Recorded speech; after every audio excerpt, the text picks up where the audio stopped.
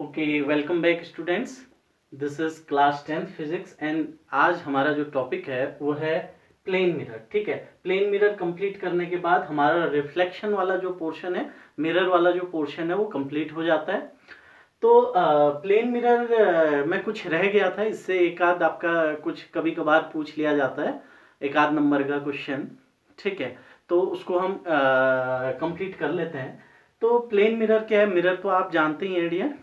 ठीक है, देखिए स्पेरिकल मिरर बोले तो ऐसा मिरर जो किसका हिस्सा हो, किसी स्पेयर का हिस्सा हो। ठीक है, जो स्पेरिकल शेप में हो, आपको दिखाया था मैंने कर्व्ड सरफेस शेप में हो, वो आपका कैसा मिरर हो गया? Spherical mirror. और हम पढ़ रहे हैं प्लेन मिरर। तो प्लेन मिरर होता है when the reflective surface is flat. ठीक है, जब आपकी रिफ्लेक्टिव सरफेस कैसी हो? बिल्कुल फ्लैट हो, जैसे कि आपके घर का मिरर। ठीक है, आपका जो ड्रेसिंग टेबल में आपका जो मिरर रहता है वो कौन सा मिरर रहता है डियर? प्लेन मिरर रहता है। जब कोई फ्लैट, ये ऐसी फ्लैट सरफेस का हम क्या बनाए? मिरर बनाए, तो ऐसा मिरर क्या कहलाता है डियर? प्लेन मिरर कहलाता है। उसके लिए कुछ नहीं करनी है, हमने एक ग्लास की प्लेट लेनी है। ठीक है, आज मेरे पास जैसे कि सपोज कीजिए ये ग्लास की एक मैंने क्या ले ली? प्लेट ले ली। ठीक है, इसकी ये सरफेस क्या है? बिल्कुल फ्लैट है। ठीक है, एक ग्लास है सपोज दैट। ठीक है, एक ग्लास का एक प्लेट है, इसके ऊपर मैं सिल्वर या फिर एल्यूमिनियम को बिछा दूंगा। ठीक है, और सिल्वर और एल्यूमिनियम के ऊपर जो है आपका इस सिल्वर को प्रोटेक्ट करने के लिए हम इसके ऊपर एंटीऑक्सीडेंट जैसे कि रेड लेड ऑक्साइड इसकी क्या कर देते हैं? कोटिंग कर देते हैं। तो इस सरफेस में हमने पॉलिश कर दी।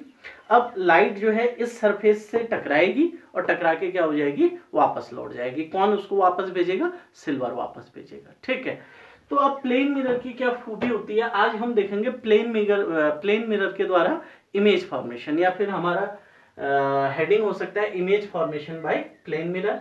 तो मैंने एक प्लेन मिरर लिया डियर। ठीक है, एक फ्लैट सरफेस ली हुई है। ठीक है, और इस फ्लैट सरफेस पे मैंने कोटिंग कर दी किसकी? सिल्वर की, पॉलिश कर दी। ठीक है, सिल्वर की कोटिंग, उसके बाहर से एंटीऑक्सीडेंट की कोटिंग कर दी। ओके, तो ये आपका एक कैसा ये एक प्लेन मिरर बना। अब इसके द्वारा हम इमेज फॉर्मेशन देखते हैं, ये किस तरीके से इमेज को बनाता है। बाकी सारी बातें हमने पुराने वीडियो में कर रखी हैं। तो इमेज फॉर्मेशन के लिए सपोज दैट यहां पर एक ऑब्जेक्ट रखा हुआ है। ठीक है, अब ऑब्जेक्ट किस ओर रखेंगे? तो भाई जिस ओर पॉलिश है उसके ठीक अपोजिट साइड से रिफ्लेक्शन होगा ना।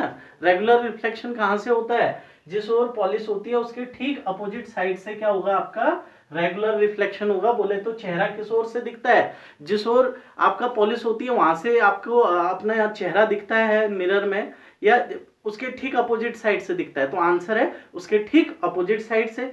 तो जहां से चेहरा दिख रहा है उसी साइड को आप क्या भी रखेंगे? ऑब्जेक्ट भी रखेंगे। ठीक है, तो मैंने ये ऑब्जेक्ट इस प्लेन मिरर के कहां रख दिया? सामने रख दिया। तो मैं देखना चाहता हूं कि प्लेन मिरर इस ऑब्जेक्ट की कैसी इमेज बनाएगा। ठीक है, तो इसके लिए मैंने क्या किया? इसके हेड से एक लाइट रे निकाली।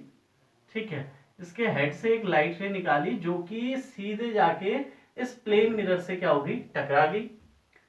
ठीक है, और टकराने के बाद अब देखिए ये हो गया पॉइंट ऑफ इंसिडेंट।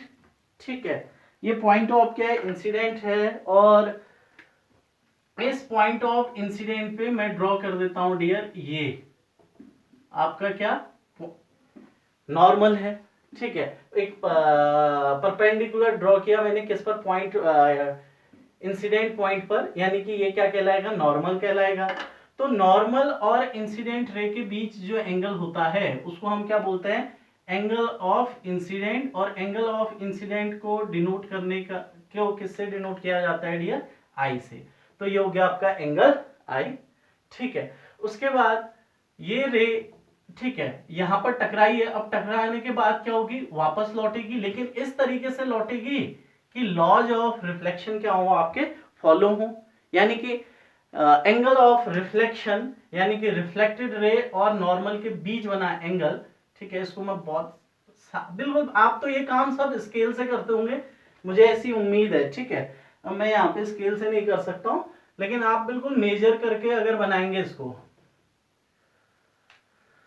ये आपने बिल्कुल मेजर करके बनाना है।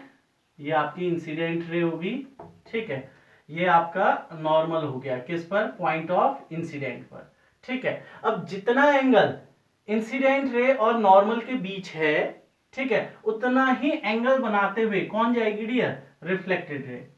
उतना ही एंगल बनाते हुए कौन जाएगी, रिफ्लेक्टेड रे। तो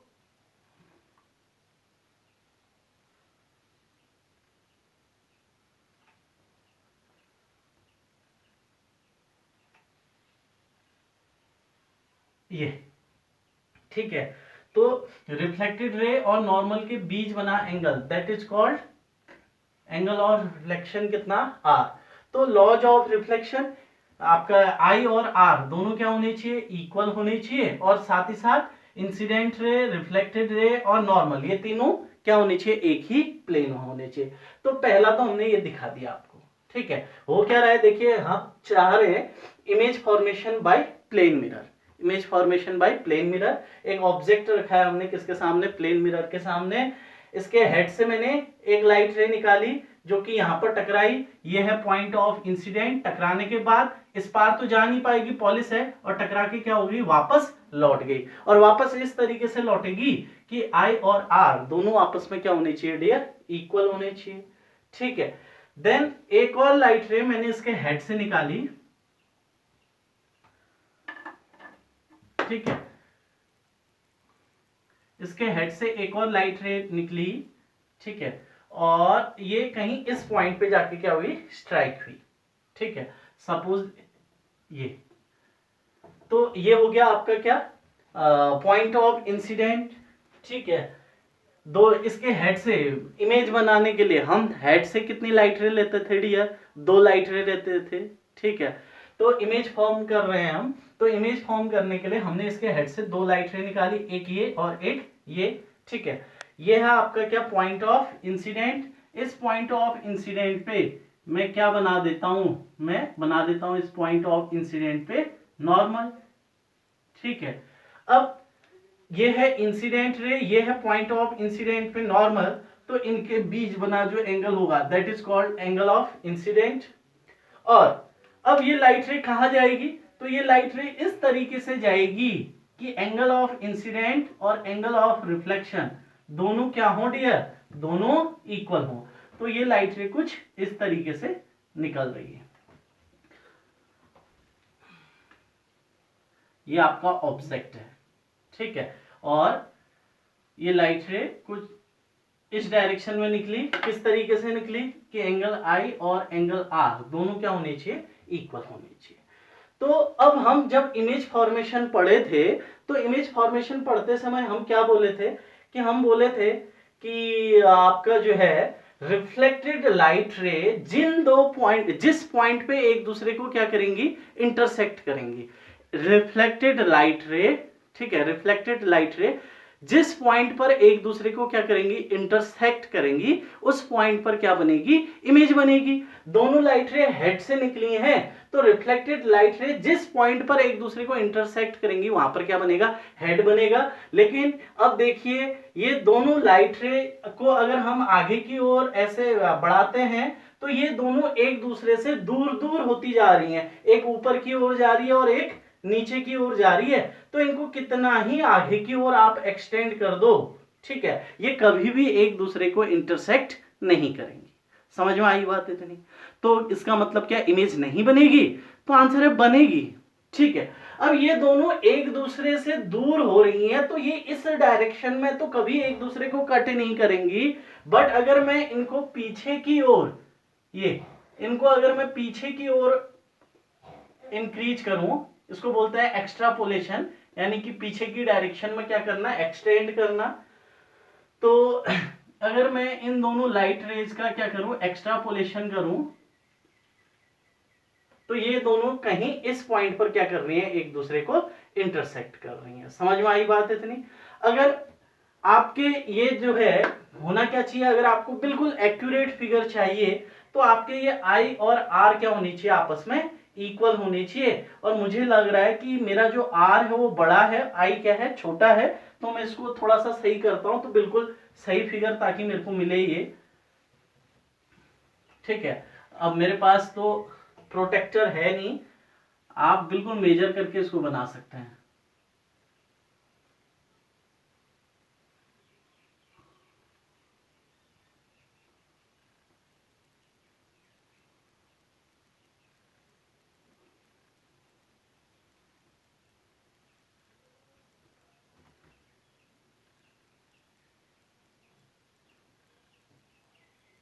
ठीक है, ये इसके हेड से इंसिडेंट रे आई, टकराई और टकराने के बाद लौट गई। अब इसको अगर मैं पीछे की डायरेक्शन में एक्सटेंड करूं,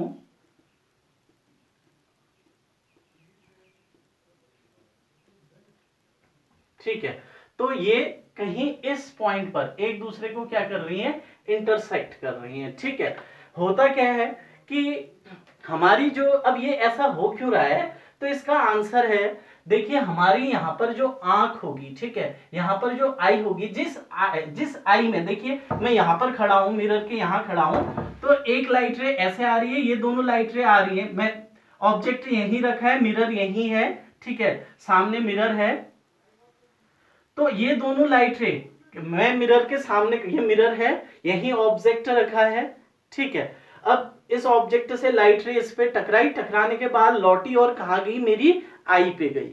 ठीक है, तो मेरी जो आई है वो आई क्या करेगी, हमारी आई, मैं हमेशा कहता हूं हमारी आई लाइट की बेंडिंग को नहीं देखती है, वो लाइट की बेंडिंग के प्रति सेंसिटिव नहीं होती है। हमारी आई को क्या लगता है, हमेशा लाइट कैसे ट्रेवल कर रही है, बिल्कुल स्ट्रेट ट्रेवल कर रही है। ठीक है, तो हमारी आई को ऐसा फील नहीं आता कि ये लाइट रे जो आ रही है वो पहले यहां से यहां आई, टकराई और टकराने के बाद ये घुमाव नहीं दिखता उसको, ये वी नहीं दिखता है कि लाइट रे ऐसे आई और टकराई, टकराने के बाद ऐसे लौट रही है। हमारी आई को लगता है कि लाइट रे सीधा कहीं आगे से आ रही है। ठीक है, तो हमारी आई को लगेगा कि ये लाइट रे कहीं इस पॉइंट से आ रही है, ठीक है, और ये लाइट रे भी कहीं इस पॉइंट से आ रही है। समझ में आई बात इतनी, ये लाइट रे भी कहीं इधर से आ रही है और ये लाइट रे भी कहीं इस पॉइंट से आ रही है। तो जिस पॉइंट पर इन दोनों ने एक दूसरे को इंटरसेक्ट किया है, तो वहां पर क्या बनेगा डियर, हेड बनेगा, वहां पर क्या बनेगा, हेड। ठीक है,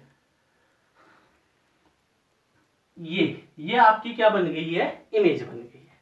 ठीक है, तो अब इसको देखते हैं हम। ठीक है, मिरर से ऑब्जेक्ट, ये क्या है, ऑब्जेक्ट है। ठीक है, मिरर से ऑब्जेक्ट तक के डिस्टेंस को हम किससे डिनोट करते हैं डियर, यू से।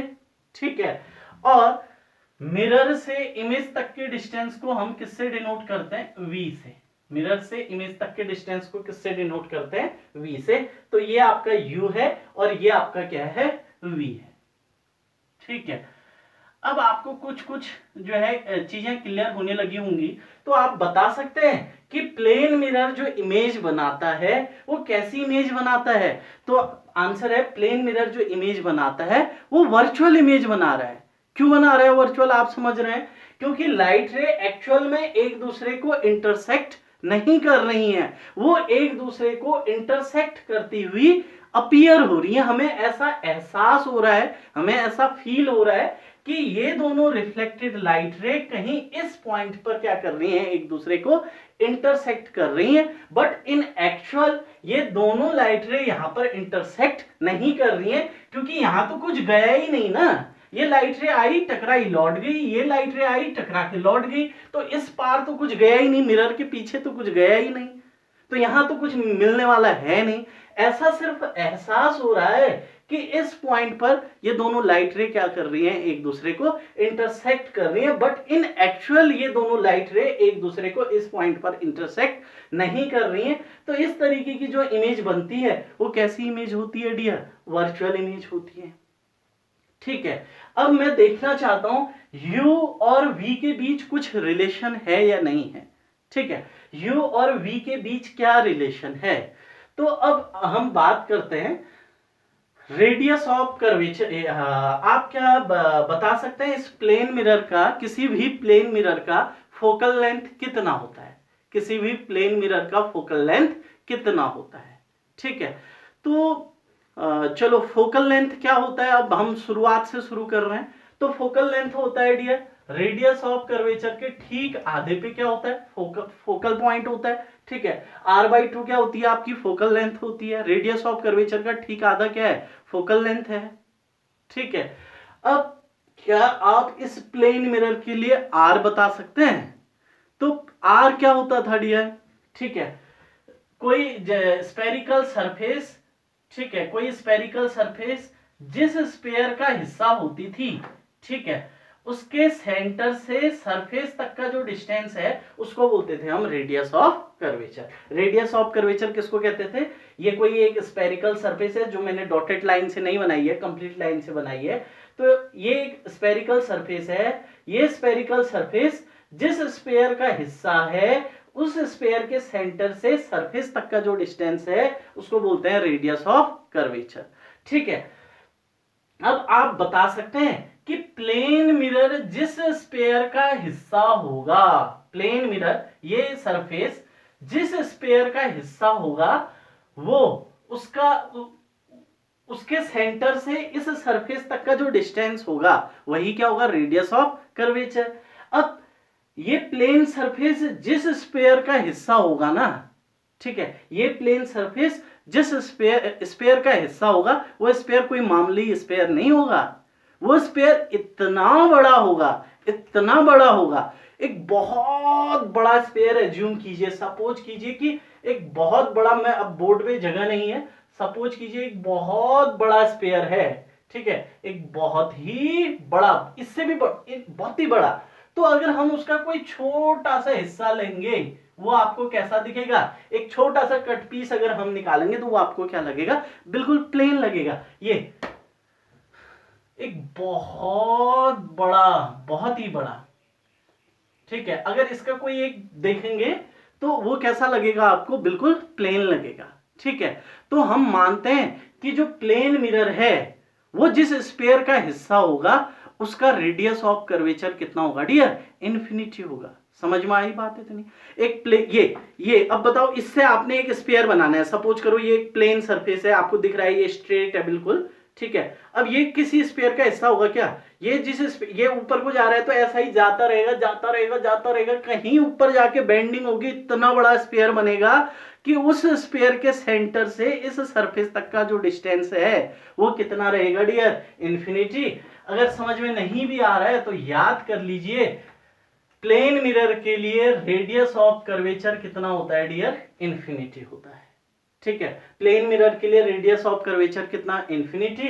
तो फोकल लेंथ कितना होगा डियर, r/2।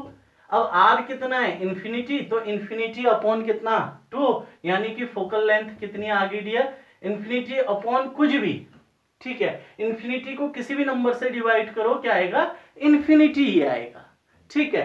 तो प्लेन मिरर का जो फोकल लेंथ होता है वो कितना होता है, इन्फिनिटी। ये दोनों इंपॉर्टेंट पॉइंट हो गए कि radius of curvature plane mirror के लिए कितना होता है, इन्फिनिटी, और फोकल लेंथ भी आपका प्लेन मिरर के लिए कितना होता है, इन्फिनिटी, ठीक है।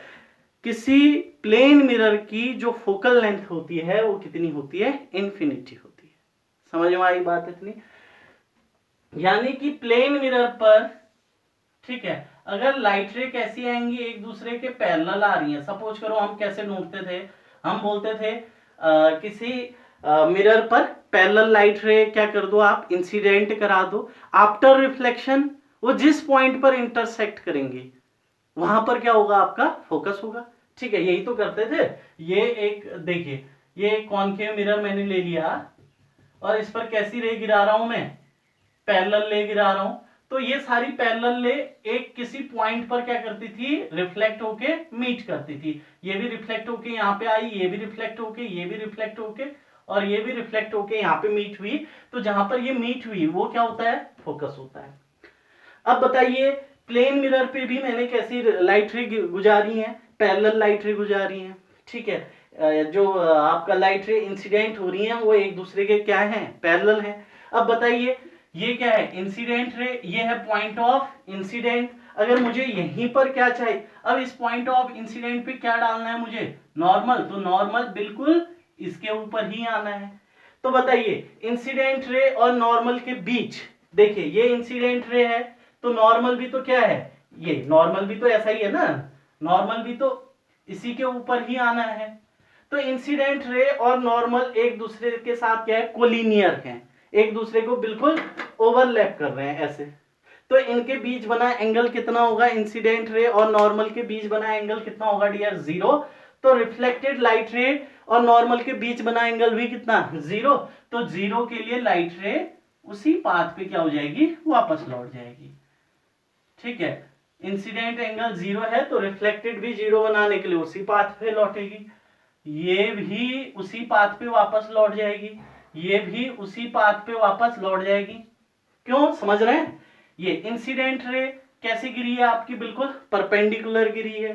ठीक है, तो रिफ्लेक्टेड रे भी उसी के ऊपर परपेंडिकुलर गिरी है, तो एंगल ऑफ इंसिडेंट कितना है। ठीक है, लाइट रे तो परपेंडिकुलर गिरी है लेकिन नॉर्मल भी कैसा है, परपेंडिकुलर, तो उनके बीच एंगल कितना है, 0। तो रिफ्लेक्टेड रे भी ऐसे गई, ये भी ऐसे गई।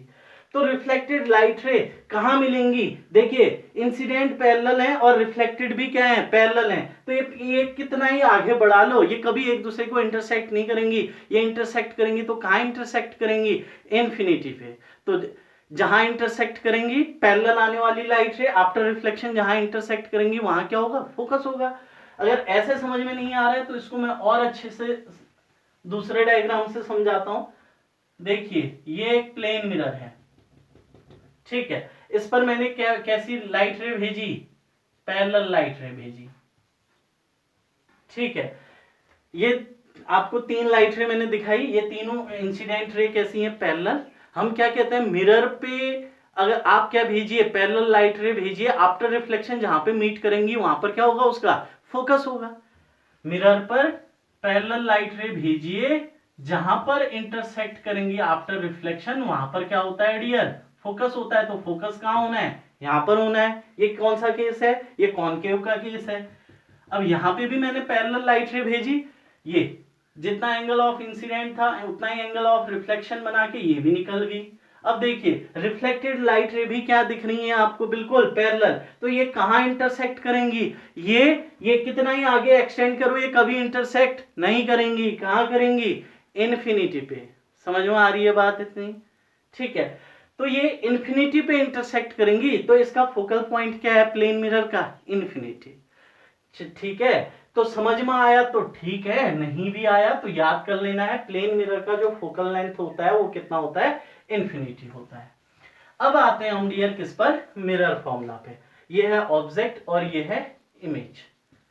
ठीक है, अब मिरर फॉर्मूला पे आते हैं। मिरर फॉर्मूला क्या कहता है डियर, मैं ये साइड पे बना रहा हूं।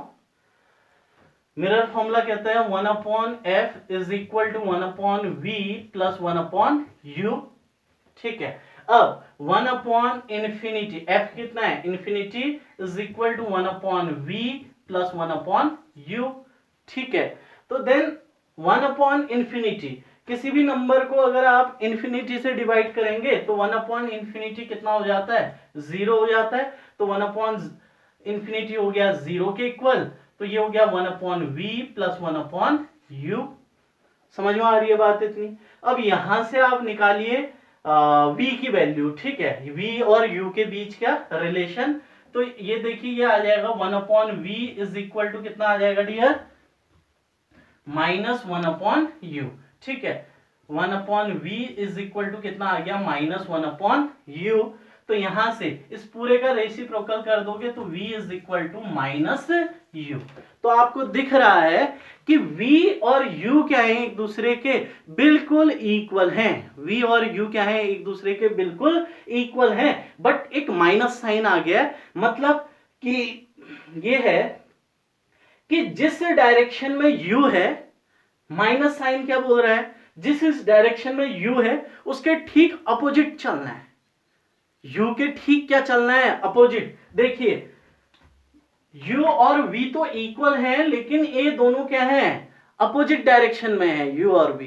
ठीक है, अगर आप u इस ऑब्जेक्ट को ढूंढने के लिए अगर आप इस डिस्टेंस पे आए हैं, ठीक है, ऑब्जेक्ट को ढूंढने के लिए आप अगर 5 सेंटीमीटर इधर पहुंचे तो इमेज आपको कहां मिलेगा। अगर मिरर से आप 5 सेंटीमीटर लेफ्ट साइड आके ऑब्जेक्ट तक पहुंचे हैं तो माइनस साइन ये बोल रहा है कि मिरर से आप 5 सेंटीमीटर तो चलिए, ठीक है, मिरर से 5 सेंटीमीटर तो चलिए, लेकिन जिस डायरेक्शन में ऑब्जेक्ट को ढूंढने गए थे उसके ठीक अपोजिट डायरेक्शन में, देखिए यहां से ऑब्जेक्ट को ढूंढने 5 सेंटीमीटर इधर आए तो इमेज कहां मिलेगा, मिरर से 5 सेंटीमीटर की डिस्टेंस पर ही मिलेगा, लेकिन अपोजिट डायरेक्शन में मिलेगा, ठीक है। ये अगर इस डायरेक्शन में अगर ऑब्जेक्ट है तो इसके ठीक अपोजिट डायरेक्शन में क्या मिलेगा, आपको इमेज मिलेगा। समझ में आई बात इतनी, ठीक है। ये माइनस साइन क्या बता रहा है, केवल डायरेक्शन बता रहा है, इससे कंफ्यूज नहीं करना है। तो आपको एक चीज यहां से कंफर्म होगी कि प्लेन मिरर में V और U आपस में क्या होते हैं, इक्वल होते हैं। V और U का इक्वल होने से मतलब क्या है कि प्लेन मिरर से जितनी डिस्टेंस पर ऑब्जेक्ट रखा होगा, प्लेन मिरर से जितनी डिस्टेंस पर ऑब्जेक्ट रखा होगा, प्लेन मिरर के ठीक पीछे मिरर है, मिरर के सामने जितनी डिस्टेंस पर ऑब्जेक्ट है, मिरर के पीछे उतनी ही डिस्टेंस पर क्या मिलेगी, आपको इमेज मिलेगी। समझ में आई बात इतनी।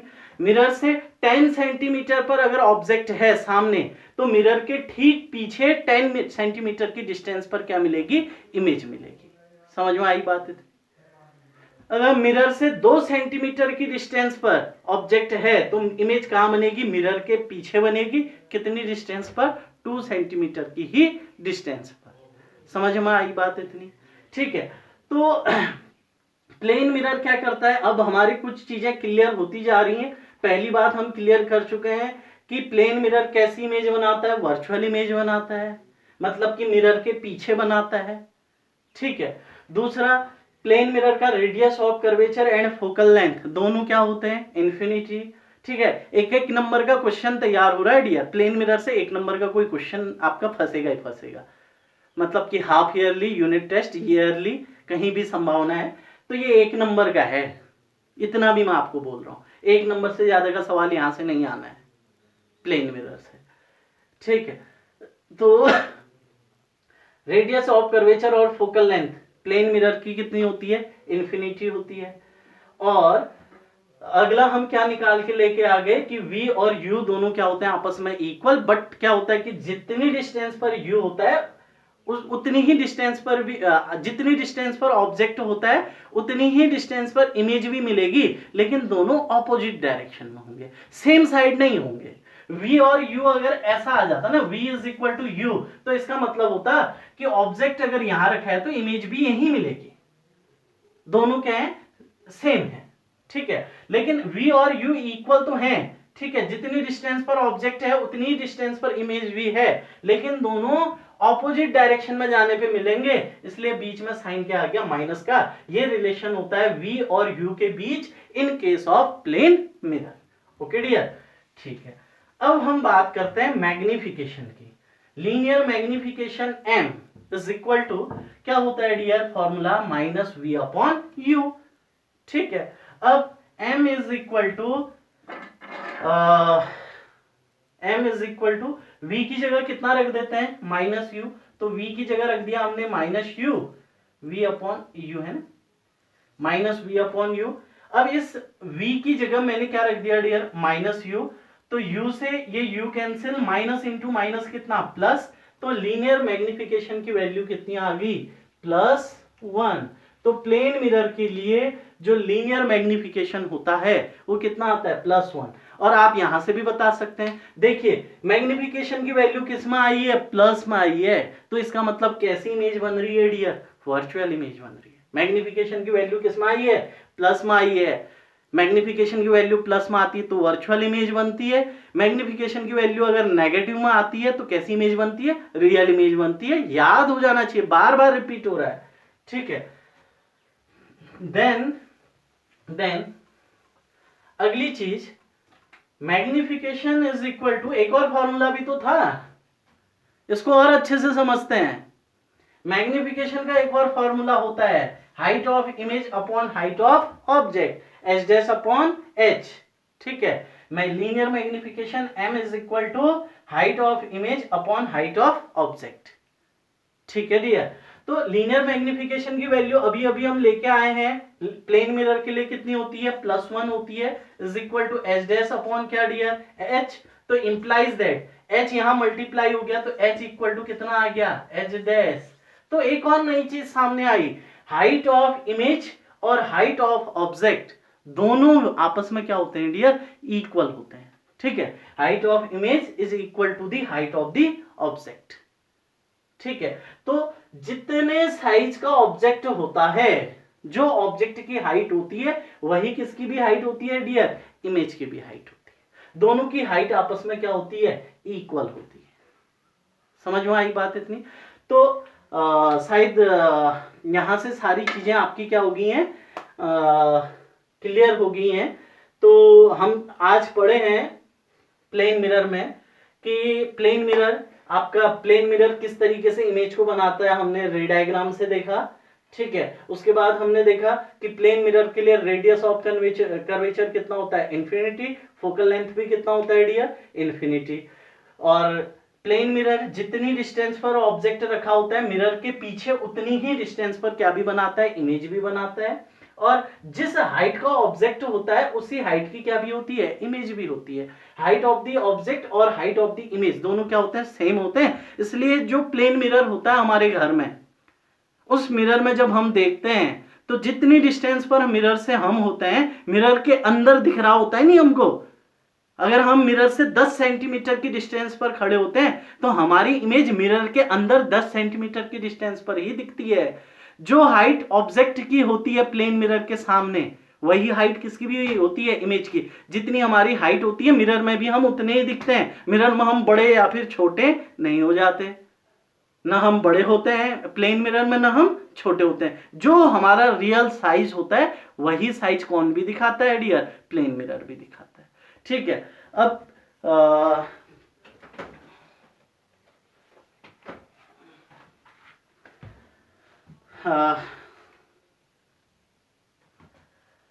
इतना आपका ये कंप्लीट हो गया। ठीक है, प्लेन मिरर और दूसरा स्पेयर जो हमारे न्यूमेरिकल थे, वो न्यूमेरिकल हमने लगभग क्या करें, सभी टाइप के न्यूमेरिकल छूने की कोशिश की है। एक न्यूमेरिकल और करा रहा हूं मैं जो छूट गया है और काफी थोड़ा सा डिफरेंट टाइप न्यूमेरिकल है, थोड़ा सा हटके है। तो चलो आओ उसी को सॉल्व करते हैं।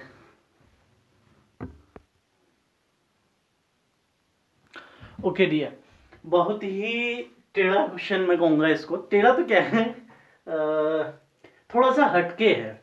ठीक है, इस तरीके का क्वेश्चन अभी तक बोर्ड में तो अभी दिख नहीं रहा है। आजकल पैटर्न बहुत हल्का हो गया है, लेकिन कभी कभार अगर पेपर को अगर टफ करने वाली बात अगर आती है कि पेपर को थोड़ा सा टफ बनाना है, तो उस समय पे ये क्वेश्चन आपके जो है उसमें डाल दिया जाएगा।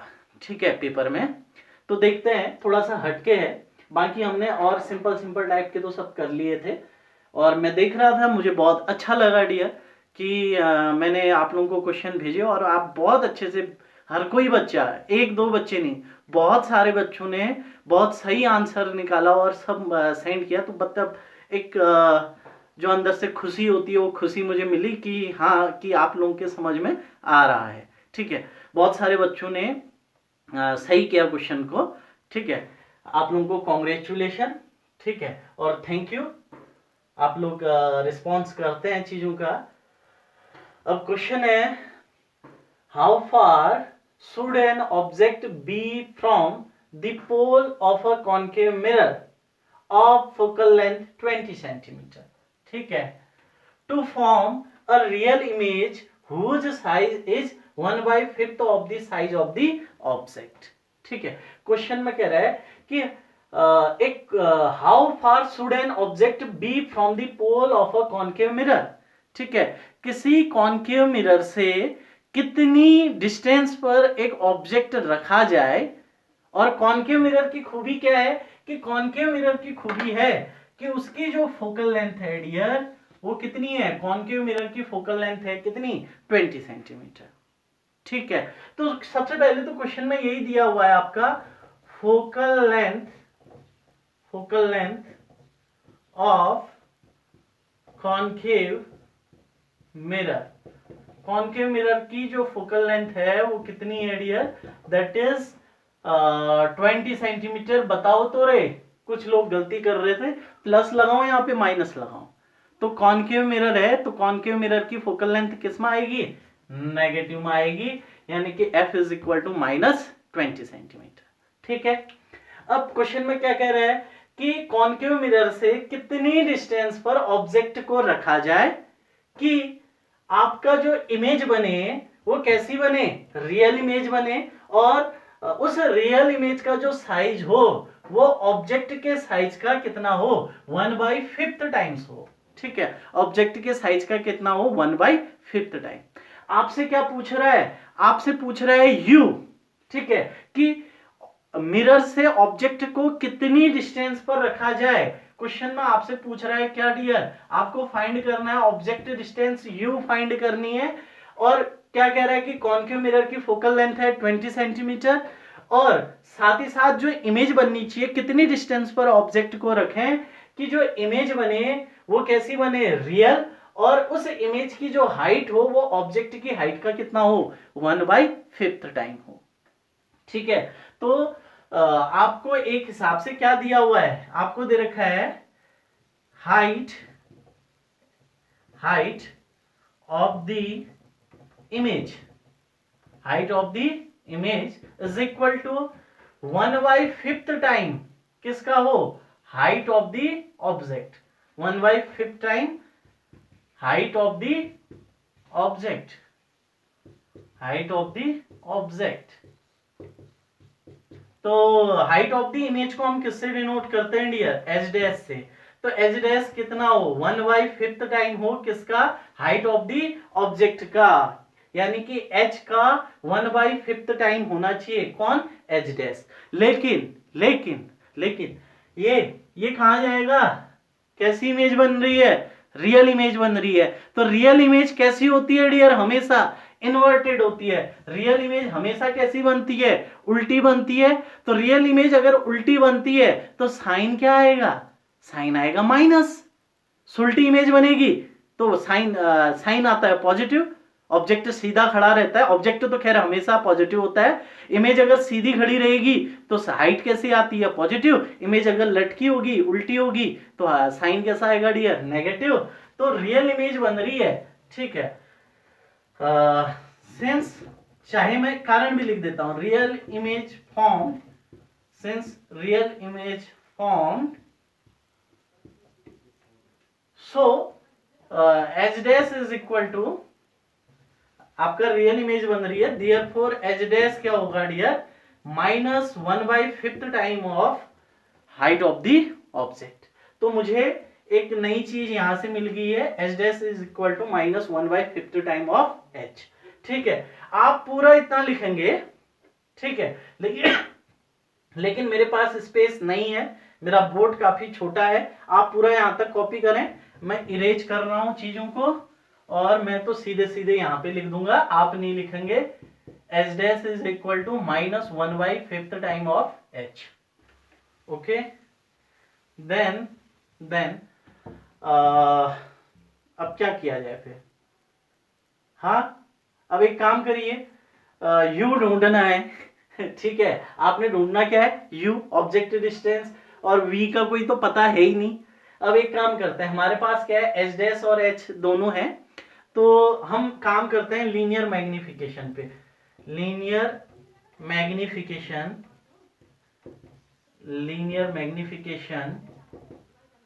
Comma m is equal to H dash upon कितना डियर, h। तो m is equal to H dash कितना है डियर, एच डैश की वैल्यू हमें मालूम है 1/5 ऑफ h। ठीक है, ये एच डैश की जगह कितना लिख दिया, -1/5 of h।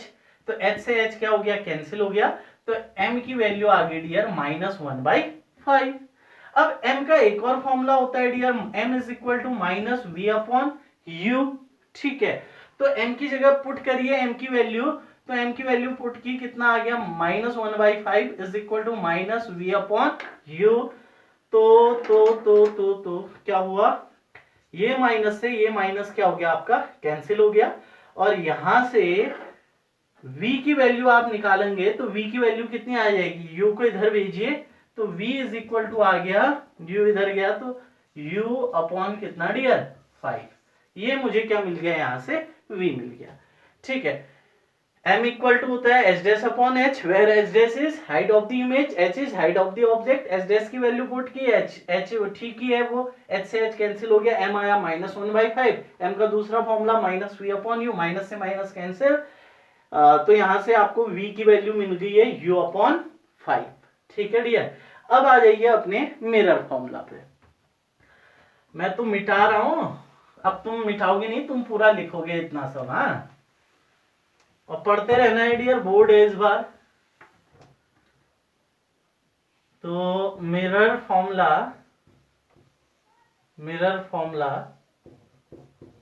1 upon F is equal to क्या होता है, 1 upon V plus 1 upon U. Value substitute करिए फिर सभी की।